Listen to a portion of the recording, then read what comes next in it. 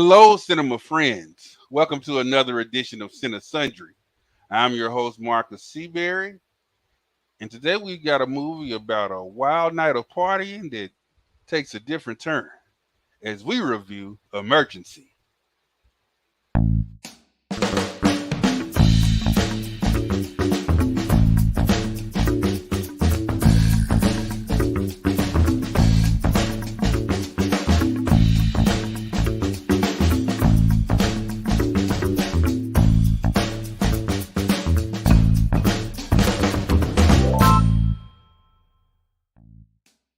Okay, now before we get into our review of Emergency, I want to remind you about our rating system.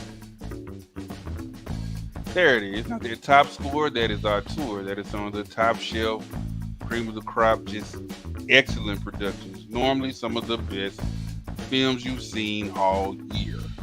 And their middle rating is middle. That is for those projects that had potential and promise, but didn't quite come through or deliver on their potential or promise, and they wind up being just okay. And their bottom rating is hack. That is for those terrible, dismal, abysmal, god-awful projects that probably shouldn't have been made in the first place. And now that you know our ratings, let's get into the rundown.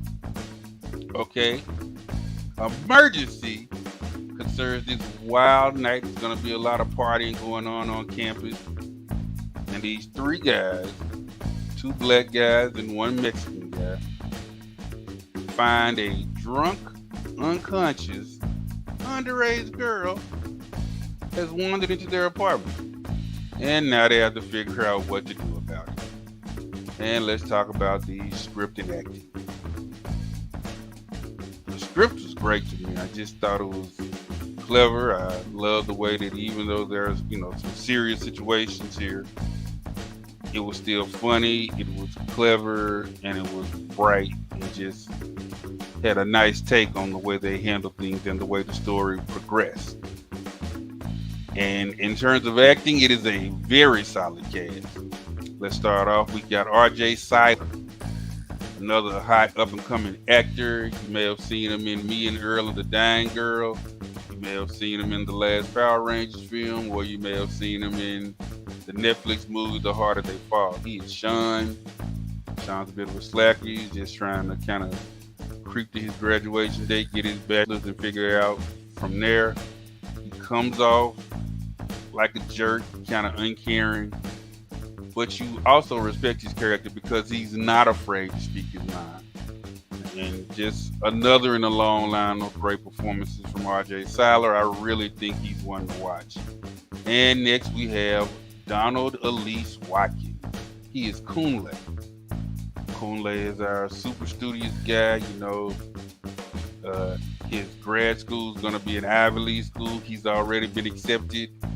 He's got the plans. He's, trying to make sure he doesn't let his parents down. And he's always trying to do the right thing.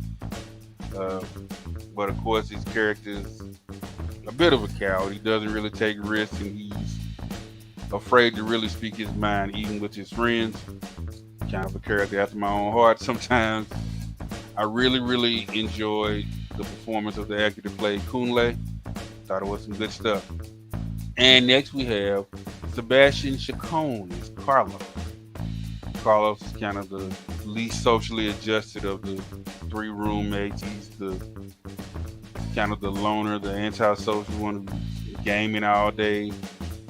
But over the course of the film, you see that he's very knowledgeable. You see that he brings things to this group, and he's very loyal to his friends. The performance from the actor that played Carlos. And next we have Sabrina Carpenter. She plays Maddie. Now, I know her from the sequel series, The Boy Meets World, The Girl Meets World, that aired on the Disney Channel. And she's been voices in Disney cartoons. She has a bit of a singing career. She's done other teen movies. She plays Maddie. Maddie is very self-absorbed and shallow, but a believable performance, even though the character comes off as unpleasant.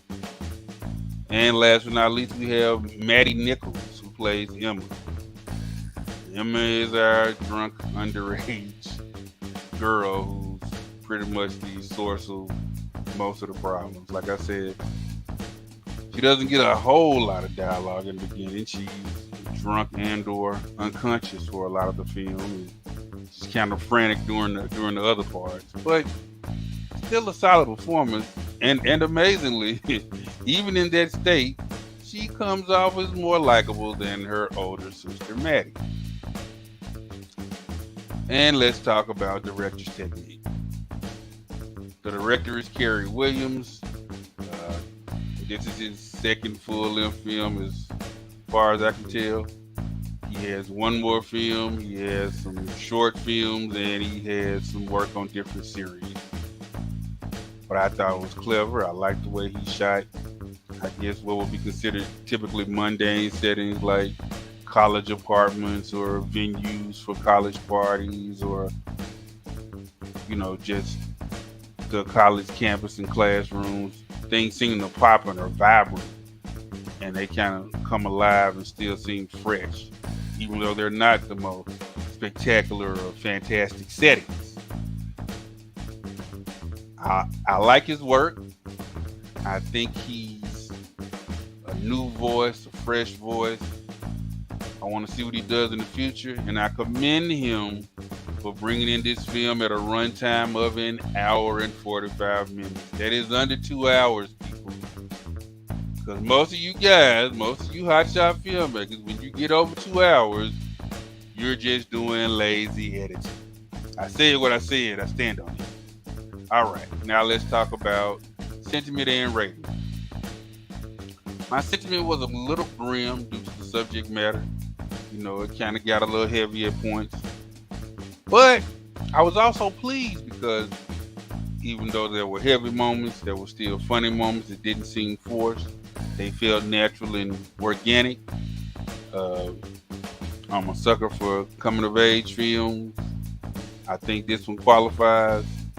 It's just a coming of age film that gets a little more grim than others. I love the acting. I love the writing. I just love the whole presentation. And you know me, when I use the word love that many times, you know what's coming. I'm about to jump all the way out the window, guys, and I'm going to give Emergency a rating of R2. And remember, yes, it was showing at the movie theater, but it's also on Amazon Prime. So you can check this one out in the comfort of your own home. Well, all right, that's going to do it for me on this edition of Cinesundry.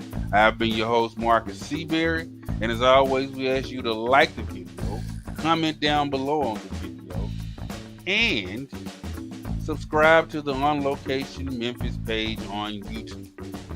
And remember, guys, take some time and treat yourself to a movie. See you next time.